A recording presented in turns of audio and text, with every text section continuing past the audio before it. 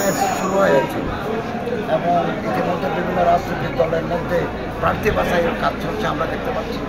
আমরা আশা করি উৎসব মুখর পরিবেশে আগামী ফেব্রুয়ারিতে নির্বাচন অনুষ্ঠিত হবে, সুষ্ঠু অবাধ নিরপেক্ষ নির্বাচন হবে এবং যারাই নির্বাচিত হবেন আমাদের সরকার আমরা তাদের হাতে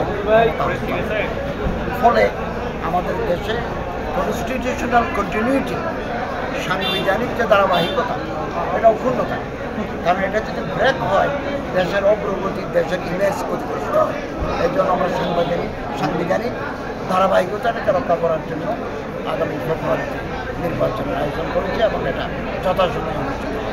ধন্যবাদ। মানে নির্বাচনের নানান অজুহাত আপনি বললেন যে আর কোনো অজুহাত নেওয়া যাবে না ফেব্রুয়ারিতে নির্বাচন, অজুহাত কী স্যার? নানা কারণে মনে করেন কোনো ইস্যু তুলে কোনো খোলা পানিতে মাছ শিকার করার জন্য একদল লোক সবসময় সতর্ক থাকে এবং বারবার অযৌক্তিক দাবি তুলে অস্থিরতা তৈরি করতে চায়, সরকারকে বিব্রত করতে চায়। তো যতই করুক এগুলো আসবে, আমরা কিন্তু ডিটারমাইন্ড ইলেকশন করার জন্য নির্বাচন দিয়ে এবং ইলেকশন গভর্নমেন্টের হাতে ক্ষমতা হস্তান্তরের জন্য আমরা আমাদের সার্বিক প্রস্তুতি রয়েছে। ইলেকশন কমিশন এভাবে কাজ করে যাচ্ছে।